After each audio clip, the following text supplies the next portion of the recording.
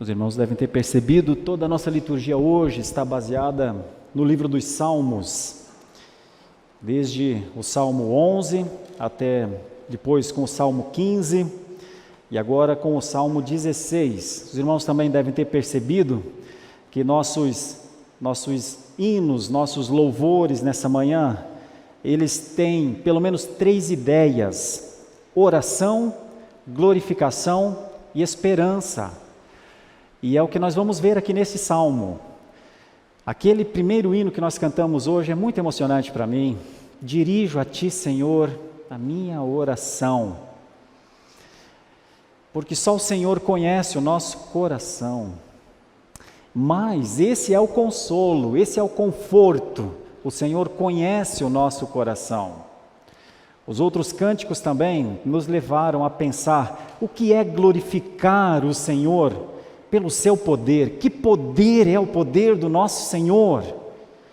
Quando a gente conhece, meu Deus, quando a gente conhece o poder do nosso Senhor, nós não podemos fazer outra coisa senão glorificá-lo com nossas palavras, com todas as nossas formas de expressão. Aqueles que oram, glorificam, sabem o que estão esperando. E nós também cantamos canções de esperança. Este salmo, então, ele tem essas 3 ênfases. O Salmo 16, eu quero dividir esse salmo. A primeira parte, valorizando, entendendo esse contexto de oração de Davi, que é o seu autor. Depois, a ideia da glorificação e, por fim, a esperança. Então, a gente sempre começa com as nossas crianças. Crianças amadas, o pastor pede que vocês façam o seguinte desenho, a seguinte ilustração. Vocês vão fazer uma cruz grande, uma cruz vazia, a cruz onde Cristo morreu e dela ressuscitou, nela, a partir dela, ressuscitou. E do lado esquerdo da cruz, façam 2 mãozinhas, como aquelas mãozinhas que quando alguém pede para a gente orar, a gente coloca lá no WhatsApp, aquelas mãozinhas postas, dizendo, a gente está em oração. E do outro lado da cruz, se vocês puderem, desenhe uma pessoa com as mãos erguidas, e eu estou querendo dizer com isso, glorificar, alguém com as mãos erguidas, glorificando ao Senhor. Nós presbiterianos às vezes temos um certo receio com alguns gestuais, e eu entendo, nós somos uma igreja muito formada, muito fincada na palavra, e quase tudo que nós temos das Escrituras está na nossa mente, na nossa cabeça, mas o Senhor Deus também se agrada de uma expressão cultica em que nós, com o nosso corpo, o façamos com intensidade. Então é isso que o pastor está querendo pedir a vocês, crianças. Uma cruz, e do lado esquerdo da cruz, alguém com as mãos postas orando, como o pastor espera que vocês tenham o costume de orar, mãozinhas postas, falando com o papai do céu, paizinho do céu, papai querido. Mas depois da cruz, do ato da cruz, um estado de louvor, de glorificação, um estado esfuziante, um estado expressivo, mãos erguidas ao Senhor. Tá bom? Bom, eu falando com as crianças, de certa forma, também já falo com os adultos, porque é isso que o Salmo vai falar. O Salmo vai falar de Davi, um homem de oração, um homem de glorificação ao Senhor e um homem de esperança. Então, o que o Salmo 16 pode nos ajudar? O meu tema é: Deus é o nosso Senhor. Deus é o nosso Senhor. Por isso nós oramos a Ele, por isso nós glorificamos a Ele e por isso nós esperamos nele. Salmo 16 é um belíssimo salmo. Convido você a olhar para o Salmo 16 agora. Veja só, começa com hino de Davi. Hino, já deu uma ideia aqui que tem musicalidade nessa palavra, né? O termo é isso mesmo. O termo é musicalização. E aí vem o que o Salmo fala. Guarda-me, ó Deus, porque em Ti me refugio. Digo ao Senhor, Tu és o meu Senhor. Outro bem não possuo, senão a Ti somente. Quanto aos santos que há na terra, são eles os notáveis, nos quais tenho todo o meu prazer. Muitas serão as penas dos que trocam o Senhor por outros deuses. Não oferecerei as suas libações de sangue, e os meus lábios não pronunciarão o seu nome. O Senhor é a porção da minha herança e o meu cálice, tu és o arrimo da minha sorte. Caem-me as divisas em lugares amenos, é muito linda a minha herança. Bendigo o Senhor que me aconselha, pois até durante a noite o meu coração me ensina. O Senhor, tenho sempre à minha presença, estando Ele à minha direita, não serei abalado. Alegra-se, pois, o meu coração e o meu espírito exulta, até o meu corpo repousará seguro, pois não deixarás a minha alma na morte, nem permitirás que o teu santo veja corrupção. Tu me farás ver os caminhos da vida, na tua presença a plenitude de alegria, na tua destra delícias perpetuamente.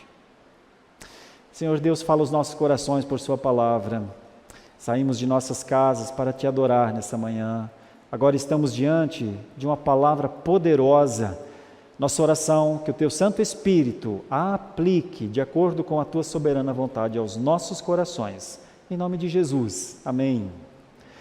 Meus caros, para falar do Salmo 16, precisamos falar um pouquinho de Davi, o seu autor. Você conhece Davi, o rei? Deixa eu fazer uma breve timeline aqui da vida de Davi, que vai te ajudar a entender melhor o Salmo 16. A história de Davi começa no primeiro livro de Samuel, capítulo 16, quando Deus fala a Samuel: Samuel, vai até a casa de Jessé. Tem um rapaz lá que eu estou querendo que ele trabalhe para mim. Samuel diz: se eu for, Senhor, Saul me mata, porque Saul é o rei nessa época. Mas vai, todo profeta precisa fazer a vontade do Senhor, e precisa ir, precisa cumprir o seu propósito, a sua missão. Chega à casa de Jessé e relata que tem uma missão lá, chamar alguém para ser rei. Jessé estranha, é verdade, vai mostrando os seus filhos mais vultuosos assim, não era nenhum deles, era Davi, um pastorzinho de ovelhas, que Samuel queria falar com ele. Quando encontra Davi, diz: é este. Este homem é o mesmo que dali a pouco vai levar comida para os seus irmãos em guerra, e vê um homem gritando lá, um homem forte, bem musculoso, e com um elmo na cabeça, e com um escudo forte, espada enorme do tamanho de um homem. E então vê aquele homem, é Golias, que está dizendo: tem alguém aí, desse chamado povo de Deus, que pode me enfrentar? Os soldados estão todos atemorizados, ninguém se levanta. Davi está levando o alimento e diz: ele pode fazer isso?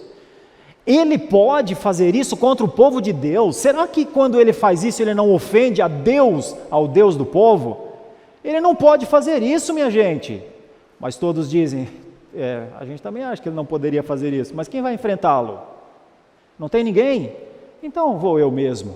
E é quando você conhece a história da vitória do Davizinho sobre o poderoso Golias. Assim começa a avançar a história de Davi.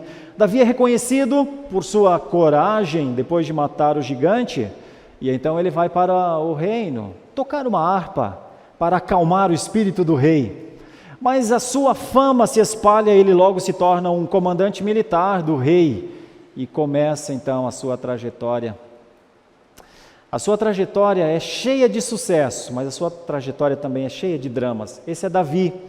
Você sabe, Deus havia rejeitado Saul, e então levanta Davi para ser o rei. Quando Davi é aclamado o rei de Israel, ele ainda é um jovem. Ele ainda é um jovem construindo a sua vida, mas ele já é um crente. Ele já é um homem segundo o coração de Deus. A trajetória de Davi é uma trajetória linda, uma trajetória de dependência de Deus, de expansão do reino, mas também é uma trajetória difícil, pessoalmente falando. Seu filho mais velho, Amnon, abusa da irmã Tamar. A partir daí nós temos uma das tragédias familiares mais dolorosas das Escrituras, porque um dos irmãos de Tamar não aceita, é Absalão. E ele vai matar o seu irmão. Aí pense, começa o drama pessoal de Davi. Davi vê o irmão matar o irmão, Davi vê o irmão que matou o irmão se revoltar contra si mesmo, por achar que ele não foi um bom pai, por achar que ele não tem autoridade, e agora Absalão quer o reino. Davi precisa fugir. Davi foge para as colinas e se refugia numa caverna. E essa história é contada no Salmo 3, quando ele e 200 e poucas pessoas, renegados do reino, fugindo de Absalão, que já havia tomado o reino, estão numa noite escura, e então eles olham para Davi e dizem: chefe, acho que não tem mais salvação para o senhor não, nem Deus pode lhe salvar. Mais ou menos como alguém disse depois de alguns séculos, nem Deus afunda o Titanic. Naquele momento alguém disse: nem Deus pode te salvar. E então ele fecha seus olhos, dói aquilo, mas ele se ajoelha dentro daquela caverna e diz: Deus pode, o Senhor pode, porque eu te conheço, Senhor. Eu sei quem é o Senhor, eu sei do seu poder, eu sei, Senhor.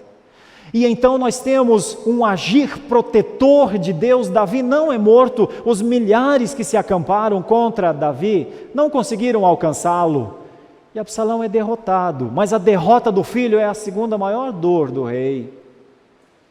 E então, quando o seu capitão de guerra vem voltando, em determinado momento depois da batalha, ele pergunta, cheio de esperança: como vai o meu filho? Como vai a vida do meu filho? Como vai o jovem Absalão? Absalão, nesse momento, já não vive mais, já foi morto. Davi retoma o reino, dentro de uma tragédia familiar, dor, angústia, tristeza, não sem a maior, os seus erros pessoais, as suas angústias, os seus desejos. Davi se apodera da mulher de um homem, e Davi toma essa mulher para si. E então, depois de tomar essa mulher para si, manda matar o seu marido. O profeta chega e diz: Davi, você teria todas as mulheres desse reino, Davi. Você foi querer a única que você não poderia, Davi. Uma mulher que tinha um marido, e você ainda o mata, Davi. Triste vida a tua, não, Davi? Davi novamente chora a dor, agora essa mulher está grávida, chora a dor dos seus erros, lamenta ser o homem que ele é, deixa sua barba crescer, não toma banho, fica esperando o filho nascer, o filho nasce, mas morre. Davi escreve 2 dos salmos, os 51 e o 32, dos mais difíceis das Escrituras, salmos sobre confissão de pecados. Esse é Davi, um homem segundo o coração de Deus. Poucos homens sofreram mais do que Davi no Antigo Testamento, mas ele é Davi, um homem que ao mesmo tempo que nas horas mais difíceis sabe quem é o seu Deus e ora para o seu Deus. Este é Davi, que também reconhece que tudo vem de Deus, todo o poder vem de Deus e glorifica a Deus. É o que as crianças estão desenhando, porque Davi é um homem de esperança. A esperança de Davi encontrará um momento na cruz. Ele não vê Jesus vir na cruz, mas ele sabe quem é o seu Senhor. E ele sabe que o seu Senhor, como um dia Jó disse, vive para sempre. E é por isso então que muitos dos salmos de Davi são messiânicos, porque ele apontava para o Messias que um dia viria. Linda a história de Davi, não é? Dura a história de Davi, não é? Ele escreve esse salmo. É esse homem dessa história que quase ao final da sua vida escreve esse salmo. Agora pensemos então nos primeiros versículos, veja o que tem na oração desse homem. Essa é a oração desse homem. Senhor, guarda-me, eu me refugio em Ti. Senhor do pacto, Senhor da aliança, eu digo, Tu és o meu Senhor. Eu sou um rei, eu tenho um reino, mas o meu maior valor é o Senhor.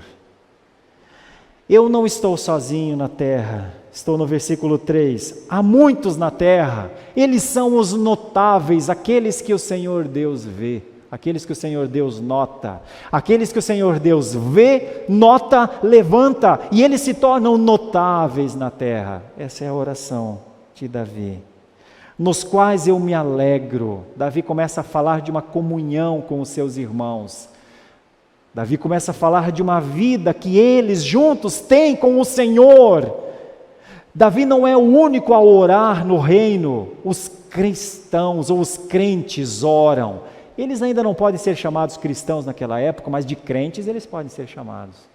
Nós somos cristãos que creem porque vivemos depois de Jesus, mas eles, desde aquele tempo, vivem no Senhor. Este povo que vive no Senhor também olha para povos à sua volta e vê que eles adoram muitos outros deuses. Eles adoram Baal, eles adoram os Baalins, eles adoram Astarote, eles adoram os Nefilins, eles adoram muitos deuses, mas o povo de Deus jamais se dobra aos ídolos. O povo de Deus tem um Deus vivo, como um dia Paulo disse acerca dos Tessalonicenses: eu sei, eu vejo a mudança em vocês, vocês eram idólatras, vocês falavam com coisas feitas por mãos humanas, mas agora vocês se voltaram ao Deus vivo. Essa é a diferença, essa é a vida que vocês têm. Vocês vivem para Deus, vocês chamam Deus de Senhor, vocês não criam outros senhores. Note a oração de Davi, a oração. Ele diz assim: e pena que aqueles que adoram a outros deuses não sabem das penas que eles sofrerão por deixarem o Deus vivo. Eu estou no versículo 4, porque só existe um Senhor, o único que deve ser digno de ser adorado, aquele que recebe os sacrifícios. Nós estamos vivendo um tempo de expiação pelos sacrifícios físicos, né? E ainda nós temos a segunda ideia aqui que vem logo depois, que é: depois de uma oração, depois de compreender, depois de conversar com Deus, sabendo quem Deus é esse conceito de muita oração que vai levar Davi ao estado de glorificação, que nós vamos falar já já. Bom, deixa eu trazer aqui para os nossos dias. Davi era um homem de oração, Davi era um homem de muitos sofrimentos, mas era um homem de oração. Eu e você também somos homens e mulheres de muitos sofrimentos. Irmãos, eu não tenho a ilusão que a vida cristã é um mar de rosas, eu não tenho a ilusão que a vida cristã dentro das nossas casas é fácil, eu não tenho a ilusão que a vida da igreja, a trajetória da igreja seja uma trajetória fácil. Nunca foi, desde o seu nascimento. Quando a igreja nasce, seus gigantes já estão lá, muito maiores do que o Golias, que Davi lutou e venceu. O judaísmo, o helenismo, são estruturas inteligentes, são estruturas de poder. A igreja é um bebezinho que nasce a partir de Jesus Cristo, o bebê da manjedoura. É anunciada por alguns pescadores, homens de pobreza em vários sentidos. A igreja nasce com todas as probabilidades de morrer no seu nascimento. No entanto, a igreja nasce e cresce, atacada, perseguida, humilhada, ridicularizada, mas ela cresce. Todas as forças contrárias à igreja fortaleceram o propósito da igreja. Por que essas estruturas combateram tanto a igreja? Por quê? Porque elas não combatiam a igreja exatamente, ou somente, elas combatiam ao Senhor da igreja. O Quírios da igreja, o novo Senhor, o soberano, aquele que Herodes não se agradava de saber, aquele que os judeus não entendiam, aquele rabino ser chamado de Senhor. A igreja nasce sobre forte oposição, nunca deixou de ter oposição. Isso é a igreja, isso é Davi, isso é o povo de Deus. A oração, meus irmãos, a vida com Deus é uma das marcas, uma das nossas marcas. Então, nós temos problemas, a igreja tem problemas. Davi é exemplo como para nós? No meio dos problemas, Davi orava. No meio dos problemas, Davi dobrava o seu pescoço. Ele é o rei, mas tem um rei sobre ele. Ele tem poder, mas tem o poder de Deus que lhe dá o tal poder. Ele é reconhecido, mas Davi não existe para fazer da sua vida uma honra pública. Davi existe para falar do seu Senhor. É por isso que ele tem que orar. Se eu e você fazemos parte de uma igreja cristã, de uma herança teológica, de um servo de Deus como Davi, que na hora dos seus maiores problemas, dobrava o seu joelho e clamava ao Senhor, fazia das suas mãos uma expressão de oração, eu preciso lhe perguntar: você ora, não ora? Nas horas difíceis da vida, você fala com Deus, não fala? Porque se porventura, de alguma forma, por algum motivo, que você não precisa nem explicar e talvez até nem saiba, nas horas difíceis da sua vida você não ora ao Senhor, eu preciso lhe dizer, as horas difíceis da sua vida são prenúncio de coisas horrorosas na sua vida. A oração nos aponta um caminho de segurança. Sem a oração, sem a busca, sem o clamor pelo Senhor, nós estamos dizendo a Deus, eu não preciso de Ti. Quem não ora está dizendo a Deus, eu não preciso de Ti, Senhor, muito obrigado. Talvez os mais dependentes aí precisam do Senhor, então eles vão orar, tá bom, Senhor, mas eu não preciso, eu vivo sem Ti. Eu sei que nenhum de nós pensa isso de Deus, mas quando nós deixamos de orar, nós dizemos isso ao Senhor. O Senhor Deus está com todas as condições para nos socorrer, para nos ajudar, para nos consolar, para confortar o nosso coração, para dar as instruções que nós precisamos para educar os nossos filhos, para sermos o marido que ama a esposa, para sermos a esposa que respeita o marido. O Senhor Deus tem toda a estrutura para nos ensinar a sermos homens e mulheres dignos, que a honra a Deus aparece nas nossas vidas. Nós temos tudo isso para viver assim. Mas quando nós fechamos a porta da oração, nós dizemos, Senhor, eu não preciso que o Senhor me ensine a ser um bom marido, eu não preciso que o Senhor me ensine a ser uma boa esposa, eu não preciso que o Senhor me ensine a educar os meus filhos, eu não preciso que o Senhor me ensine a conviver com a sociedade, na sociedade, Senhor, eu não preciso que o Senhor me ensine a me proteger dos ataques fortes contra a minha fé, Senhor, muito obrigado, outros precisam disso, eu não. Irmãos, esse é um caminho que nós precisamos compreender. Esse é um caminho de erro. Quando nós perdemos o gosto pela oração, nós também já perdemos o gosto pela presença de Deus. Nós paramos de orar quando Deus já não é o bem maior. Nós paramos de orar quando Deus já não é o objeto da nossa confiança. Nós paramos de orar quando a vontade de Deus já não é mais santa, boa e agradável para nós. Talvez você esteja se perguntando, não, mas eu creio em Deus, eu quero que Deus seja o tudo na minha vida. Bom, você vai demonstrar isso pela oração. Se você orar, se você conversar com Deus, você entenderá o que é a presença de Deus. Porque quando nós falamos com Deus, nós falamos com alguém que está conosco. Quando nós não falamos com Deus, o Deus que está conosco se torna como alguém que parece não existir. Quem não ora a Deus diz todos os dias que Deus não existe, que Deus não tem poder, que Deus não é o Deus do pacto. Quem não tem uma vida de oração está num caminho muito complicado. Eu gostaria de ser útil a você nessa manhã. Se você não tem uma agenda de oração, eu não sei o que o levou a isso, mas foi alguma coisa que não o amor de Deus, que não a vontade de Deus, que não a misericórdia de Deus, que não a graça de Deus. Quando deixamos de orar, o canal de comunicação com Deus é cortado. De nada mais vale nós termos sido cristãos há 10, 15, 20 anos, aliás, todo esse tempo se torna contra nós, é como uma espada no nosso pescoço, é como se Deus dissesse, eu te salvei há 10 anos, eu guardei você há 20, eu te dei saúde para que você vivesse para mim 50, eu te dei esperança e você tem visto o meu agir na sua vida ao longo de 60 anos, de 70, de 80, mas você não se volta para mim para falar comigo. Davi nos ensina bastante sobre oração.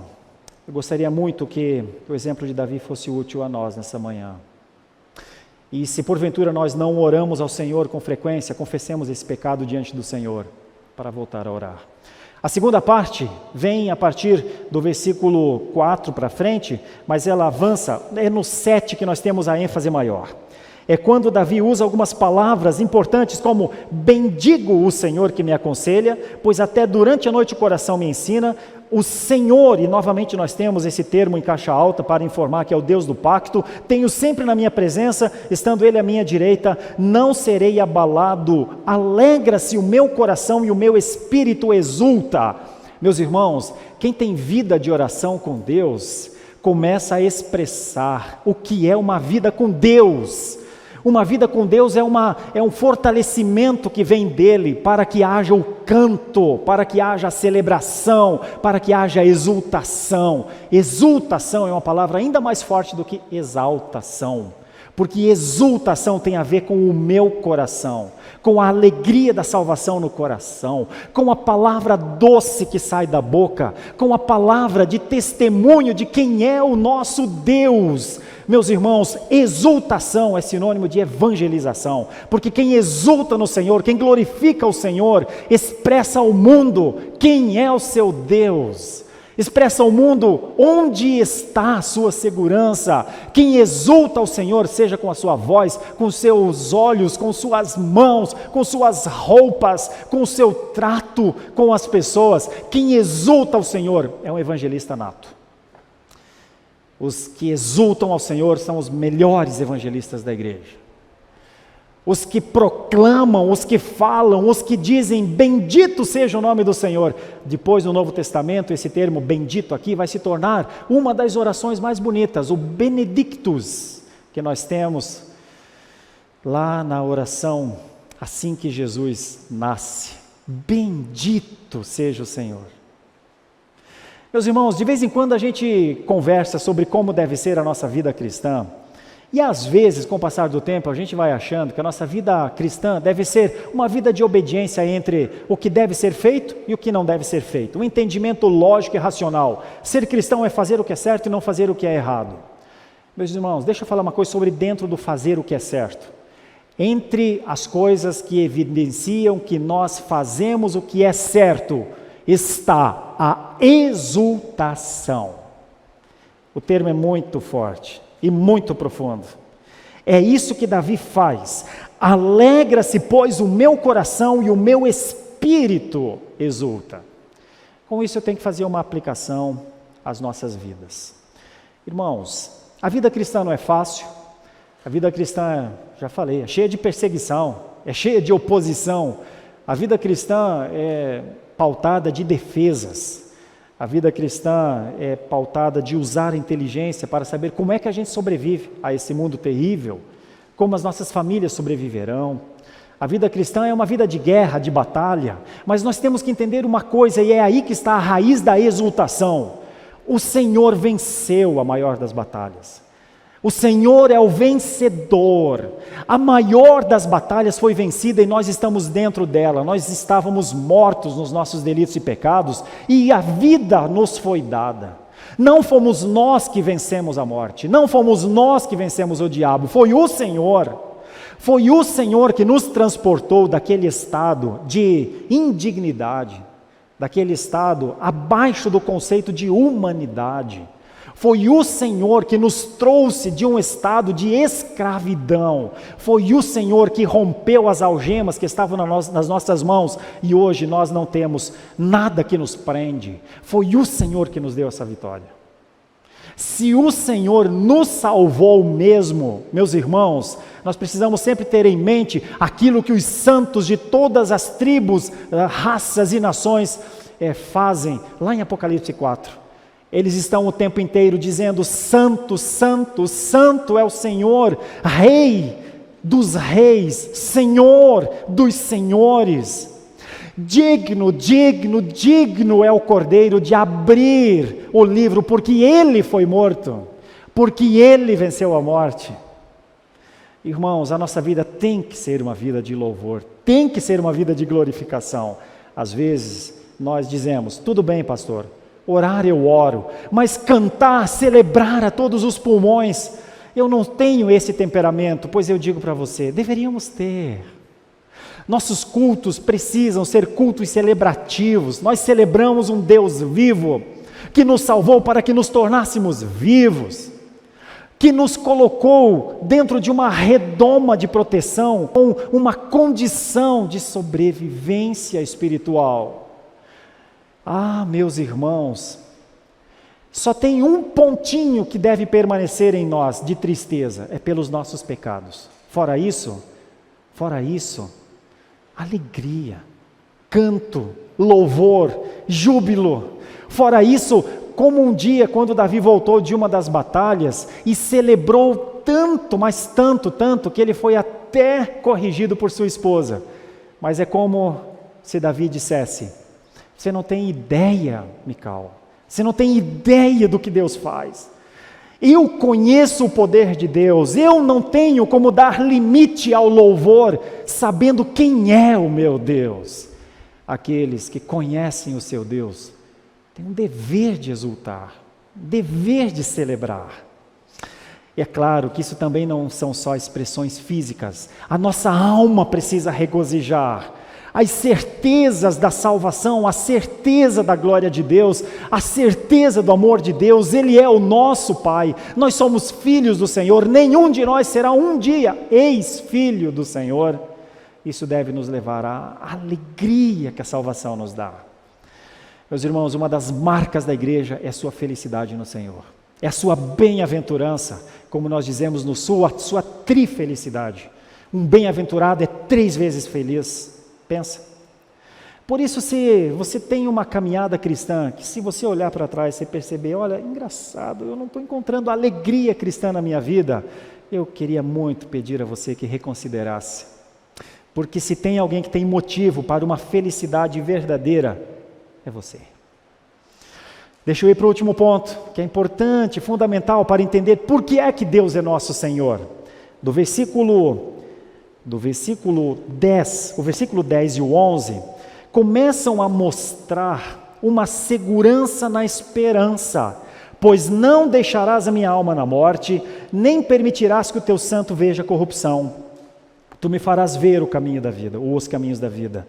Na tua presença a plenitude de alegria, na tua destra delícias perpetuamente. Deixa eu voltar à história de Davi.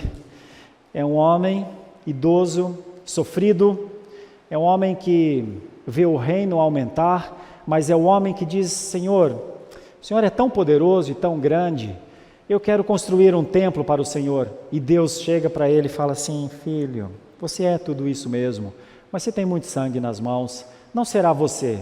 Esse privilégio virá da tua família, eu não vou deixar o teu trono ser destruído.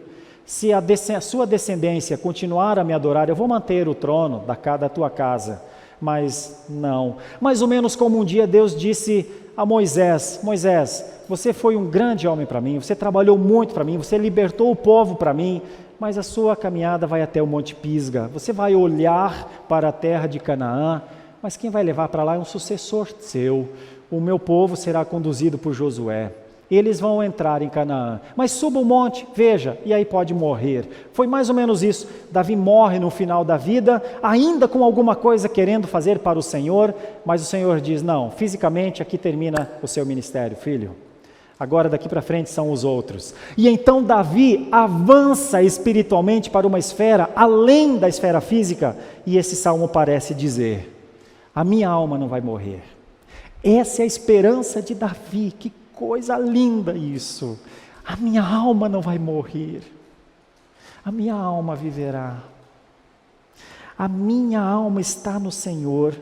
E quando Davi usa o termo, não permitirás que o teu santo veja corrupção, já está profetizando para o Messias, é isso que depois Paulo vai falar, Lucas vai falar, o santo que não viu corrupção chama-se Cristo, Jesus, o Messias, o Redentor. Davi sabe porque a sua alma não permanecerá na morte, porque o Redentor viria para lhe dar a vida.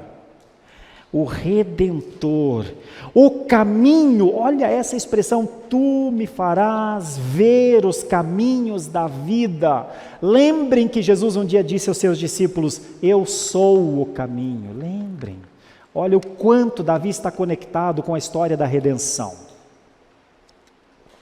Na tua presença há plenitude de alegria. Veja o quanto Davi está falando de Jesus nisso, o Emanuel, o Deus presente conosco, aquele que veio para tabernacular, morar no tabernáculo chamado de corpo humano.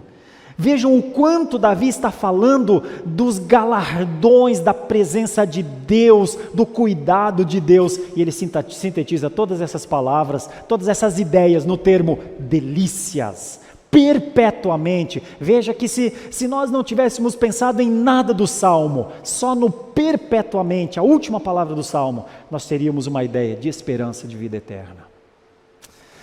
É sim, meus irmãos, esse é Davi. Eu admiro muito Davi, sofro muito com Davi, lamento muito com Davi, mas também me alegro muito com Davi, aprendo a ter esperança com Davi. Nas horas mais difíceis da vida, eu já tive muitas horas difíceis na minha vida, você também teve. Essas 3 ênfases do Salmo 16 me ajudaram muito. Será que elas podem lhe ajudar também? Davi sabia que devia orar. Davi, depois da sua oração, proclamava, glorificava, celebrava. Davi sabia onde estava a sua esperança. A esperança estava em Deus. Quero concluir, meus irmãos, lhes ajudando de alguma forma, com algumas aplicações breves, muito breves. Irmãos, uma das nossas marcas é o privilégio de acesso ao trono da graça. Nós acessamos ao trono da graça por Jesus. Jesus nos deu a condição de falar com Deus em nome dele. Essa é a autoridade de Jesus. Quando tiverem de falar com Deus, o façam em meu nome.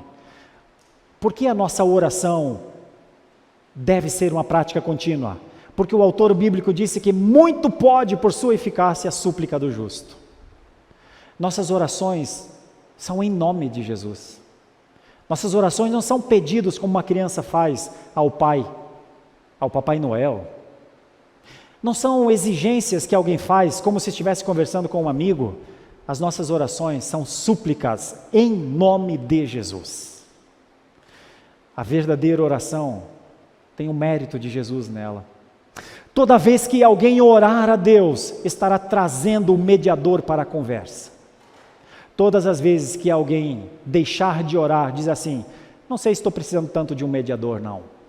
Todas as vezes que nós falarmos, Senhor Deus, quero falar contigo, em nome de Jesus, quero falar contigo, o mediador se aproxima para dizer, ouve Pai, em meu nome ouve Pai.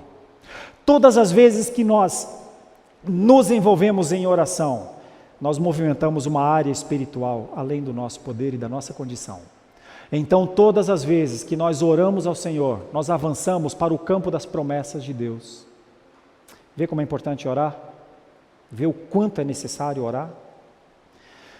Quando nós somos homens e mulheres de oração, a vida com Deus, o dia a dia com Deus, irmãos, pensem numa coisa muito simples, que noite maravilhosa nós tivemos. Dormimos na nossa cama, nossa cabeça ficou naquele travesseiro, Deus nos deu um alívio dos nossos problemas de ontem, até ontem nós estávamos com todas as nossas preocupações, mas Deus nos deu 6 ou 7 horas de descanso nele, que coisa maravilhosa, nós dormimos e fomos sustentados por Deus durante toda a nossa noite. Irmãos, quando o nosso relógio despertou, porque alguns foram dormir bem tarde, eu entre eles, quando o nosso relógio despertou, meus irmãos, não era o som de um relógio só despertando, era a vida se apresentando de novo, o domingo estava sendo descortinado diante de nós, ei-lo, meus irmãos, nós olhamos para o quarto dos nossos filhos e eles estavam lá, se eles ainda moram conosco, nós nos lembramos dos filhos que estão longe e eles estão lá. Irmãos, nós olhamos para o nosso roupeiro e a roupa estava lá, nós fomos para tomar o nosso café e o alimento estava lá. Irmãos, nós saímos das nossas casas, ou com os nossos carros, ou com o transporte público, e eles nos trouxeram até aqui. Irmãos, quando nós chegamos aqui, nós nos encontramos, irmãos amados e queridos. Alguns estão vivendo isso há 20, 30, 40, 50 anos.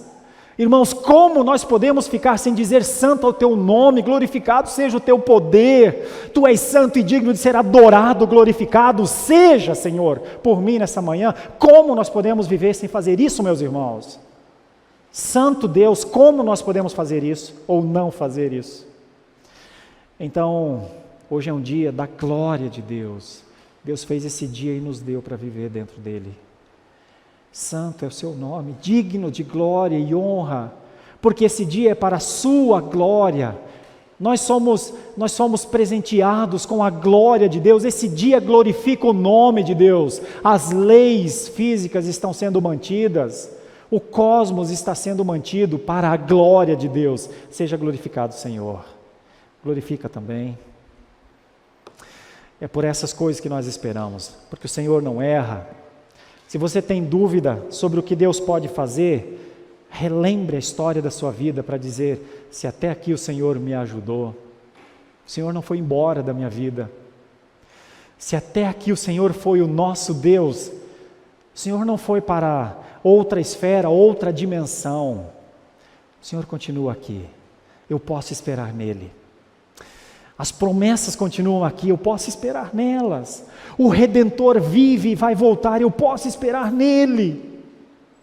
E se porventura, mesmo depois de ouvir o Salmo 16, sobre oração, glorificação e esperança no Senhor, você ainda não tem isso, você ainda não tem uma vida de oração, você ainda não sabe o que é exultar no Senhor, e você ainda não tem a tua esperança depositada nele, me permita pregar o Evangelho para você. Não saia de uma dessas portas para um caminho de morte.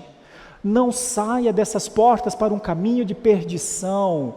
A sua alma tem valor. Você foi criado por Deus. Você é amado por Deus. Mesmo que você não o ame ainda.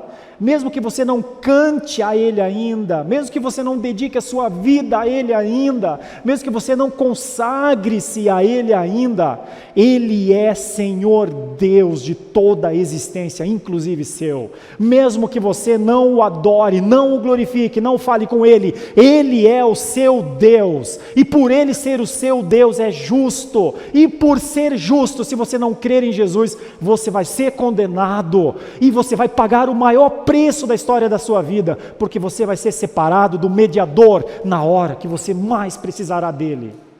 Se você o negar, ele te negará, e precisa negar, por conta da sua justiça. E essa foi a sua escolha, e não haverá mais nada a ser feito por você, a não ser lamentar. Não saia dessa igreja sem reconsiderar o seu destino eterno. Não saia, não saia. Porque Davi nos ensina isso. Davi nos ensina uma vida com Deus, uma vida de verdade. Davi não nos ensina uma vida protocolar. Davi não nos ensina uma vida com Deus para que as pessoas vissem Davi ter uma vida com Deus. Davi é um sofredor. Davi é um dos maiores sofredores da palavra. Mas o seu sofrimento o leva para perto de Deus. Seu sofrimento não o leva para longe de Deus. Seu sofrimento o leva ao trono da graça. Talvez o maior ensino que Davi possa nos deixar tem a ver com seus erros. Mas depois dos seus erros, Deus poderia esperar Davi chegando de novo para dizer: errei de novo, Senhor. Me perdoe, Senhor. Esses são os ensinos de Davi. Oração, glorificação, esperança. Muita esperança. Vamos orar. Senhor Deus, que a Tua palavra nos ajude a todos nós, desde as crianças menores nessa sala, nessa igreja, nas plataformas digitais, Senhor, desde as crianças que estão começando a ouvir sobre Deus, que o Senhor nos ajude. Que o Senhor ajude a nós mais experientes, que talvez tenhamos corrido um sério risco até aqui de viver como se o Senhor não existisse.